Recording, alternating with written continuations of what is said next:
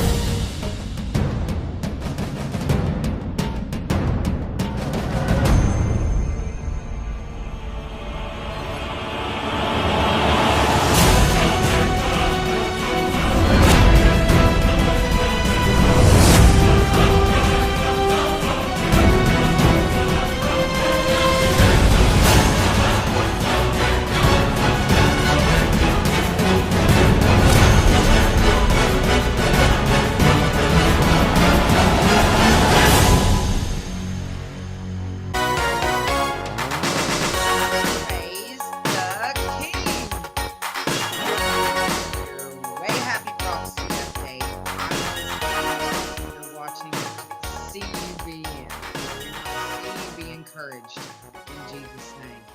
Glory to God. Let's get into our prophecy update. A lot of you have been asking about what's going to go on with these wars. That's the question of the day, isn't it? Trump says that he's prepared to launch about 70 missiles into Syria. Russia says they will respond if he does. We're just going to have to see what happens here, aren't we? Trump is becoming a little more closed-lipped than he was in the past couple of days, which means we'll see what that means. I don't know. But we have France now saying that they have discovered evidence of a chemical attack in Doma. And then you have U.S. officials saying that they have confirmed a chemical attack in Doma. I don't know. We'll just have to see. It's not looking good. Okay? It's not looking good. Let's see what's going on over here in the with Rapture Ready. Rapture Ready News, and see what they've got for us. Russia moves 11 Navy ships out of their Syrian port. Russia's moved at least 11 Navy ships deployed in Syria out to sea in the event of a U.S. military strike, which appears to be imminent in the wake of an exchange of threats between President Trump and Russian officials. Trump replied early Wednesday to a Russian threat to shoot down any U.S. missiles in Syria with a tweet, "Get ready, Russia, because they will be coming nice and new and smart." Well, we'll just have to see what happens, don't we? Netanyahu says Israel is remaining steadfast against Iranian threats. "We are preventing Iranian activity in Syria. These are not just words," Netanyahu said in his speech at the Yad Vashem Holocaust Memorial marking Yom HaShoah, or Holocaust Remembrance Day.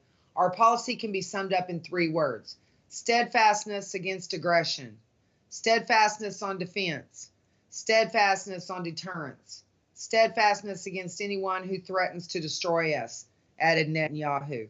The statement by Netanyahu comes just days after Israel reportedly carried out a missile strike against a Syrian military base where Iran is also operating. Israel has not confirmed it was behind the airstrike, which left 14 dead, including several Iranian military personnel. We're just going to have to see where all of this goes. The world's silence on Syria is a license to kill.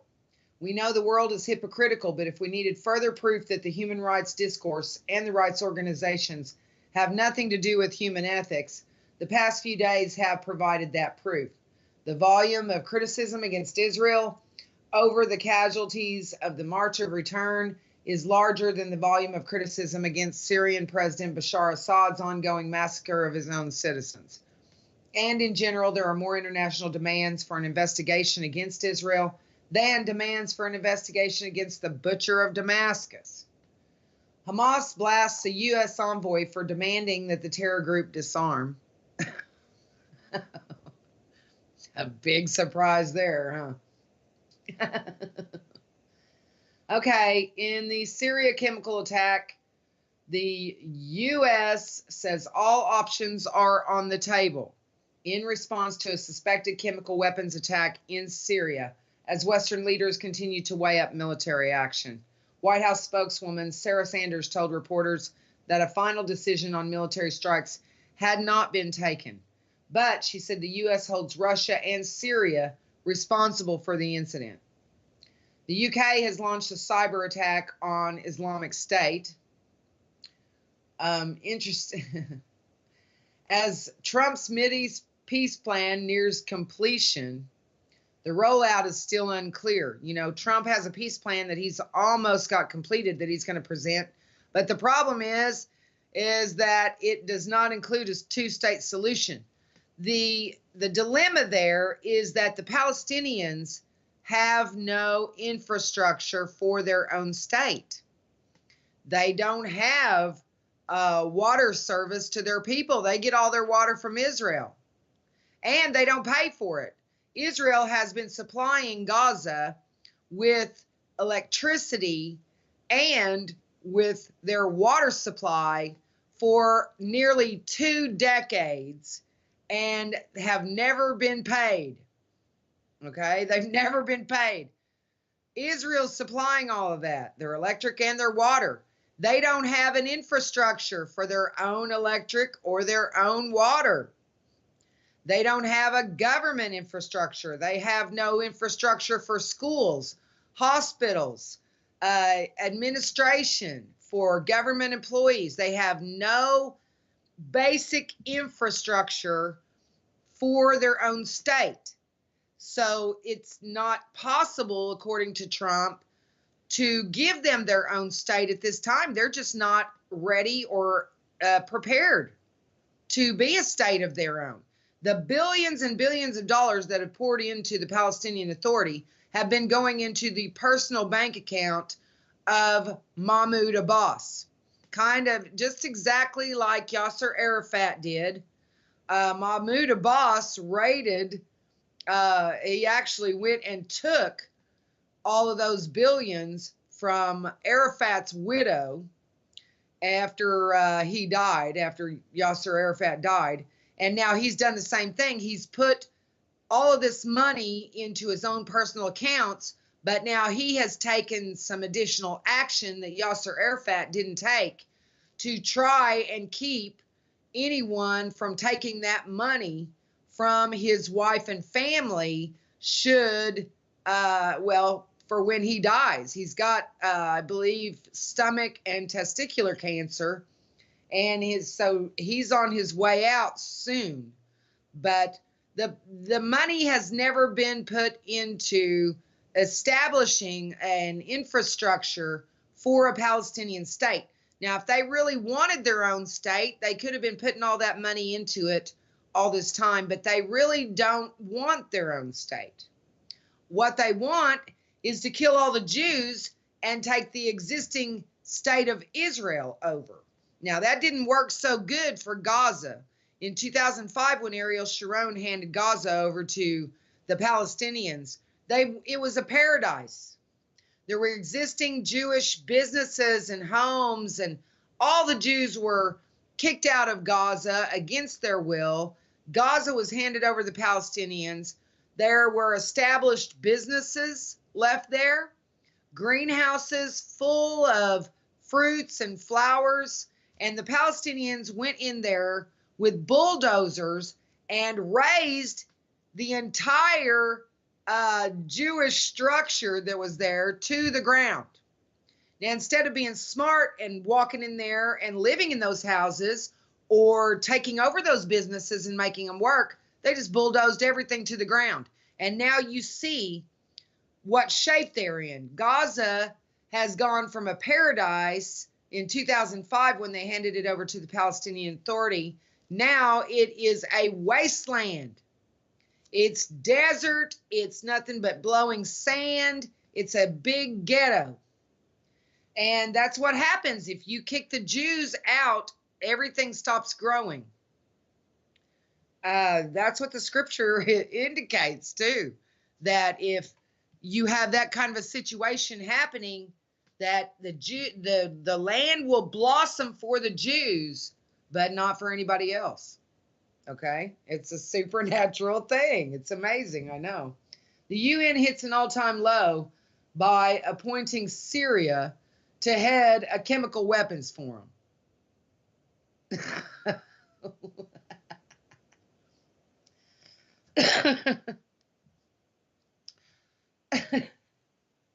Saudi Arabia intercepts 3 missiles over Riyadh as explosions rock their capital.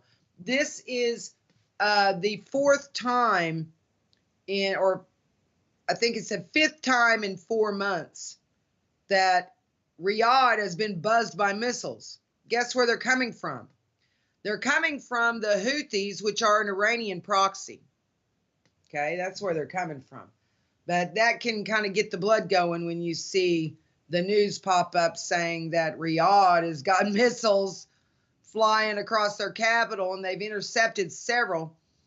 But once you understand that it's, the 5th time in 4 months, then, you're like, well, okay, well, at least it's not the first time this, it may not escalate to turn into a regional thing. Greece opens fire on Turkey as military helicopter buzzes their island in the Aegean Sea. And things are getting to where the wars are going to kick off soon. They will. What's happened is over the past, especially 4 years or so, you have had nothing but rumors of wars to an extent to where people are like, yeah. They're getting complacent and thinking, well, they're never going to ignite. Well, they will, but it's all in God's timing. We see that the Jews have to bury bodies for 7 months. Now, according to Daniel's equation, the very latest the Jews will be fleeing is at the abomination of desolation. And the very latest that can be is January 20th, 2019. Now, they have to bury bodies for 7 months before they flee in January of 2019. And if you back that up, it looks like they're going to be, if they buried bodies steady, all the way up to when they flee, they would have to be burying bodies by June 20th. And I don't think it's going to be to where they bury bodies all the way up to the day they have to flee. The wars would have to start sometime between now and June 15th, 20th, somewhere in there. That's not very long. This is mid-April. So you're looking at about 2 months until the Jews have to be burying bodies to bury them for 7 months before they have to flee. And that's something we'll be able to see and verify when, the end of June comes around. If Israel's not burying bodies, then we're going to have to figure out why not, and these things are reconcilable. And if we get some information that shows that our timing is off, then I'll have to reconsider. But until then, this is what it looks like. And keep in mind, I don't do predictions. I present scriptural possibilities. And I encourage you to study for yourself and verify these things for yourself. And we are going to get into our Bible study today, and we're going to learn some cool things from the Word of God. Let's see what else. Now, this says, has the war arrived? Israeli warplanes pummel Hamas compound in Gaza. IAF fighter jets on Wednesday night targeted a terror target in a Hamas military compound in northern Gaza. You've got The protests are going to be continuing, and they are encouraging violence, as they always do. Let's see.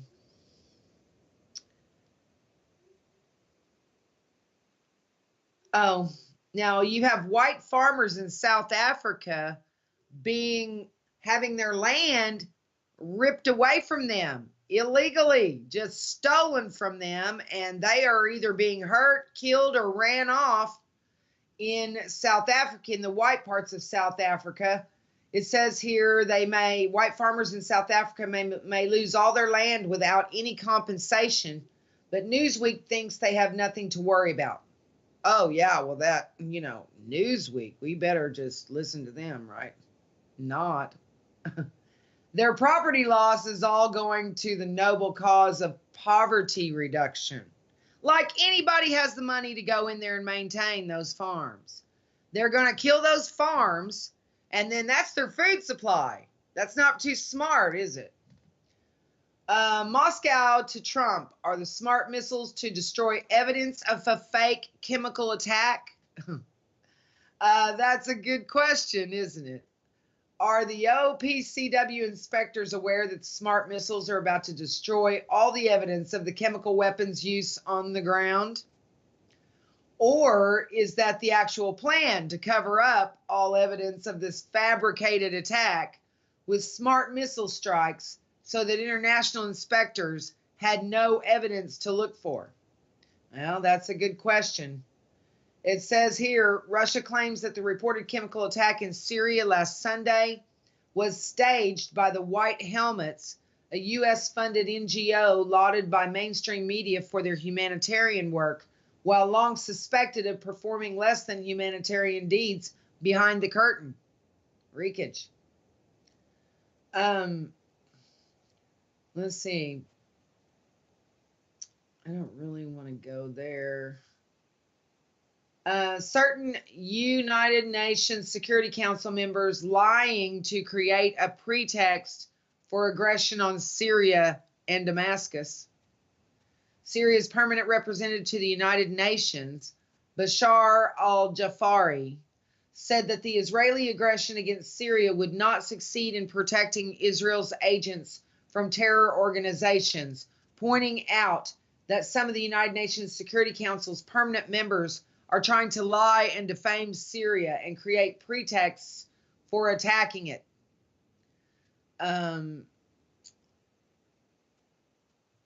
This is weird. Here's some weird news. At least 100 dead geese fall from the sky in an Idaho lightning storm. That's odd, isn't it? We've got many, many cases of dolphin and whale beachings right now as well around the world. Did you know that Facebook has dozens of former Obama and Hillary staffers in senior positions? That may be one of the reasons why Facebook is being scrutinized like it is right now. You know what? What I think this is a ploy to get people to get rid of their Facebook accounts and delete them off because they don't want us all communicating with one another. They want us reliant on what they tell us is going on in the world, and they do not want to give us the ability to communicate without them to others around the world.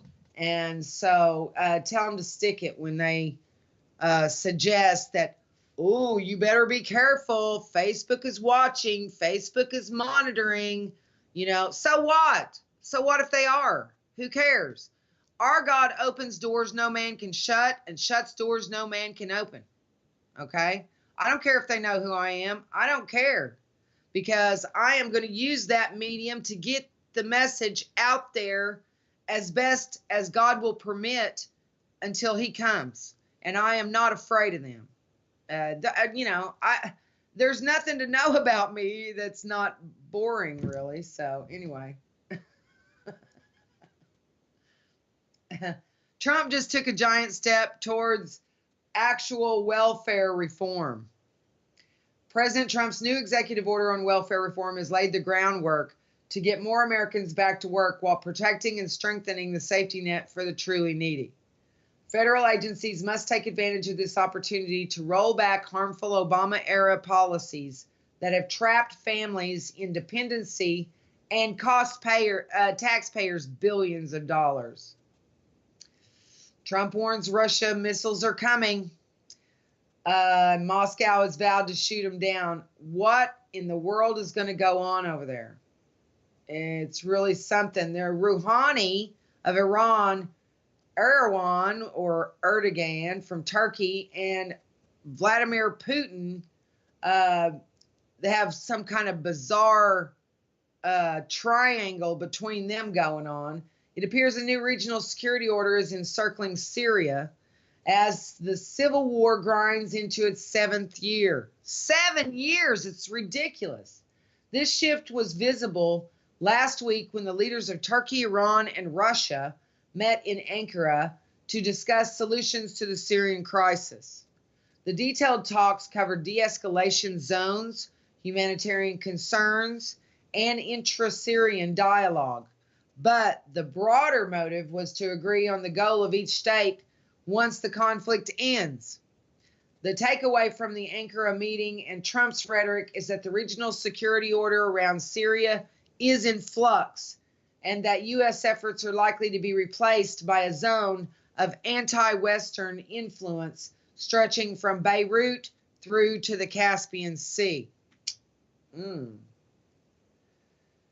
Oh, we had a 6.2 quake strike Chile yesterday. No damage reported there. You're going to start seeing more 6-pointers this year, and there's a whole slew of 5-pointers. They're just everywhere. You've got at least 25 active volcanoes on the planet right now as we speak, and much quake activity as well, although it is not as much in the U.S. as it has been in previous weeks. It's crazy, isn't it? It's amazing to me that these things are going on. Now, it looks like, let's see, veteran academics warn college students are going off the rails. Today's college students are situationally confused. They have no room in their schedules for intellectual curiosity, and their sexual promiscuity is practically the only part of their lives that their colleges refuse to police. In fact, higher education has become profoundly unintellectual, and student life has become about accumulating gold stars. We have a mystery E. coli outbreak in Connecticut, Idaho, Missouri, New Jersey, Ohio, Pennsylvania, and Washington. The CDC, several states, and the U.S. Food and Drug Administration and the U.S. Department of Agriculture's Food Safety and Inspection Service are investigating a multi-state outbreak of Shiga toxin-producing E. coli 0157:H7 infections. This investigation includes E. coli 0157:H7 infections recently reported by the New Jersey Department of Health. Wreakage. You've got British warships are helping police North Korean sanctions right now. Another Temple Mount dispute. Muhammad's winged horse versus the Jewish temple. Dr. Kadar explained that in the Quran, Al-Aqsa specifically referred to a mosque near Jaharna in Saudi Arabia. In early Islam, we see that assigning holiness to the Temple Mount was criticized as an attempt to introduce Jewish concepts into Islam, he said. How about that? That's interesting. Did Jeremiah predict the Israeli missile attack in Syria? It's possible. Rabbi Yekudel Fish, known in Israel as the author of the Torah blog, Sod HaShazmal, understands the recent attack as having serious end-of-days ramifications.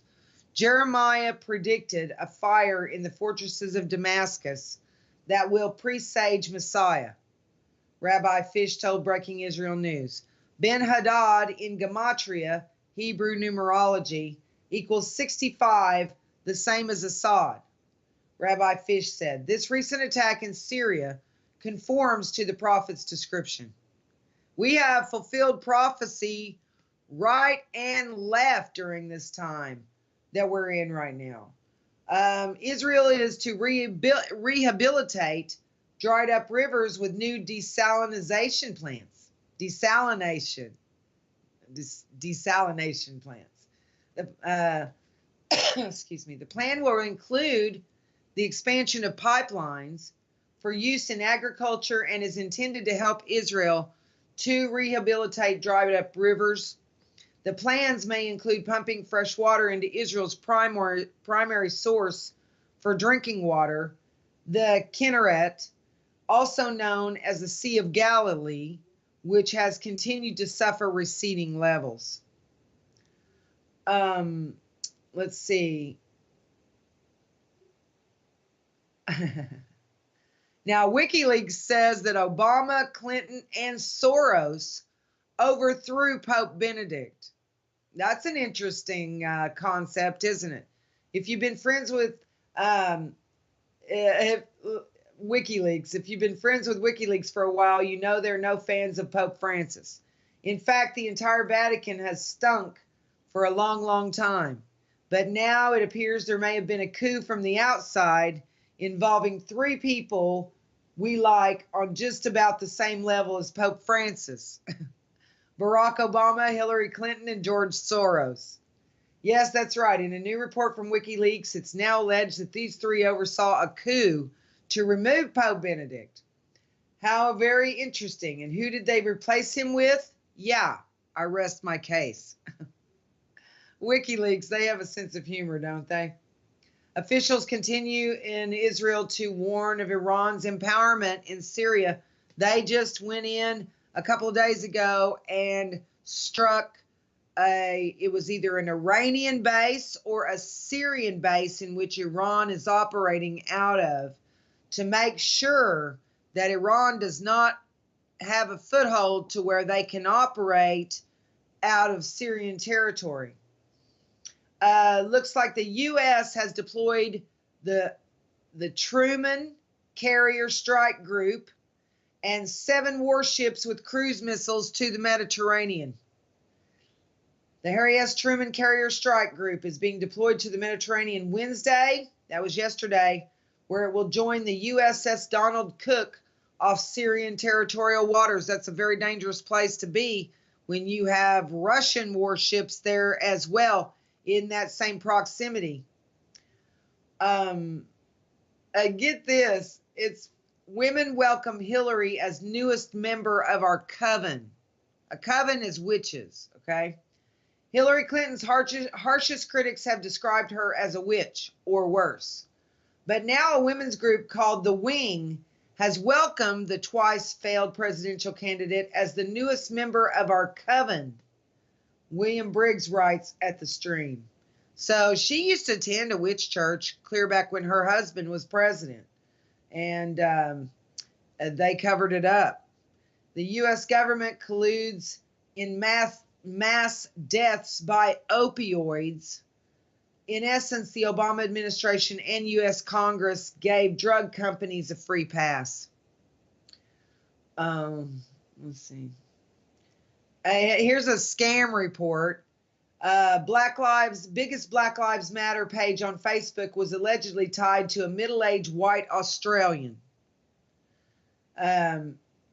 It says here, some of the money it raised went to Australian bank accounts, according to CNN. We're going to take a quick break, and then we're going to be back in our Way Happy Bible study.